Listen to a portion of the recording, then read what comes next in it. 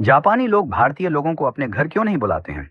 Japan में साल भर से ज्यादा समय से रह रहे एक भारतीय व्यक्ति ने जापान में एक अजीब बात देखी कि उसके जापानी मित्र विनम्र और मददगार थे, किंतु उसे कोई भी अपने घर नहीं बुलाता था, बल्कि एक कप चाय के लिए भी नहीं। हैरान और आहत होकर आखिरकार उसने एक जापानी मित्र से पूछा कि ऐसा क्यों है। काफी देर तक चुप रहने के बाद उस दोस्त ने भारतीय व्यक्ति को जवाब दिया कि हमें भारतीय इतिहास पढ़ाया जाता है, किंतु प्रेरणा लेने के लिए नहीं, बल्कि एक चेतावनी के तौर पर। यह सुनकर उस भारतीय व्यक्ति ने हैरान होकर पूछा, क्या चेतावनी? भारतीय इतिहास चेतावनी के तौर पर पढ़ाया जाता है? प्लीज बताओ ऐसा क्यों है? तब जापानी दोस्त ने उससे पूछा कि बताओ कितने अंग्रेजों ने भारत पर राज किया था? तब भारतीय व्यक्ति ने कहा, शायद लगभग 10,000। जापानी व्यक्ति ने गंभीरता से सिर हिलाया और पूछा, उस समय भारत में 30 करोड़ से ज्यादा भारतीय रहते थे, है ना? तो फिर तुम्हारे लोगों पर अत्याचार किसने किया? उन्हें कोड़े मारने, यातना देने और गोली मारने के आदेशों का पालन किसने किया था? फिर उसने जोर देकर पूछा कि जब जनरल डायर ने जलियांवाला बाग में गोली चलाने का आदेश दिया, तो ट्रिगर किसने दबाया था? क्या वे अंग्रेज सैनिक थे? नहीं, वे भारतीय थे। किसी ने भी जनरल डायर पर अपनी राइफल क्यों नहीं तानी? एक ने भी नहीं। फिर उसने कहा, तुम जिस गुलामी की बात करते हो ना, यही तुम्हारी असली गुलामी थी, शरीर की नहीं, आत्मा की। वह भारतीय व्यक्ति जड्डवत, मौन और शर्मिंदा खड़ा सुनता रहा।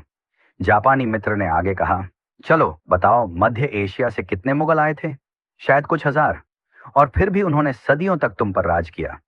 मुगलों ने अपने संख्या बल से भारत में शासन नहीं किया, बल्कि तुम्हारे अपने लोगों ने सिर झुकाकर मुगलों को सलाम किया, अपने लोगों से द्रोह किया और मुगलों की वफादारी की, या तो जिंदा रहने के लिए या फिर चांदी के सिक्कों के लिए।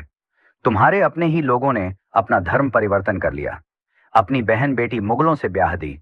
तुम्हारे ही लोगों ने तुम्हारे नायकों को अंग्रेजों को सौंप दिया।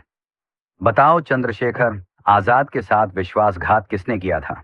वे अल्फ्रेड पार्क में छुपे हैं। यह खबर अंग्रेजों को किसने दी थी? भगत सिंह को, उस समय के बड़े राजनेता जो अंग्रेजों से अपनी बातें मनवा सकते थे, उनकी अनुमति के बिना फांसी पर चढ़ाना आसान था क्या? जो कि खुद को देशभक्त कहते थे। तुम भारतीयों को विदेशी दुश्मनों की जरूरत नहीं है। तुम्हारे ही लोग सत्ता, पद और निजी लाभ के लिए बार बार तुम्हें धोखा देते हैं। इसीलिए हम भारतीयों से दूरी बनाकर रखते हैं। जब अंग्रेज हांगकांग और सिंगापुर आए थे, तो एक भी स्थानीय व्यक्ति उनकी सेना में शामिल नहीं हुआ। लेकिन भारत में तुम सिर्फ दुश्मनों की सेना में ही शामिल नहीं हुए, बल्कि तुमने उनकी सेवा की, उनकी पूजा की, उन्हें खुश करने के लिए अपने ही लोगों को मार डाला। यही नहीं, तुम भारतीय तो आज भी नहीं बदले हो। तुमने इतिहास से कोई सबक नहीं लिया है। आज भी थोड़ी सी मुफ्त की बिजली, एक बोतल शराब, एक कंबल दे दो, और तुम्हारा वोट, तुम्हारा जमीर, तुम्हारी आवाज, सब बिना सोचे समझे तुम बेच देते हो। तुम्हारी वफादारी तुम्हारे देश के साथ नहीं, बल्कि तुम्हारे पेट के साथ है। तुम नारे लगाते हो, तुम विरोध प्रदर्शन करते हो, लेकिन जब देश को तुम्हारे बलिदान की जरूरत पड़ती है, तब तुम कहां होते हो? तुम्हारी पहली वफादारी अभी भी अपने घर, परिवार, पत्नी, बच्चों और धन संपत्ति के प्रति है।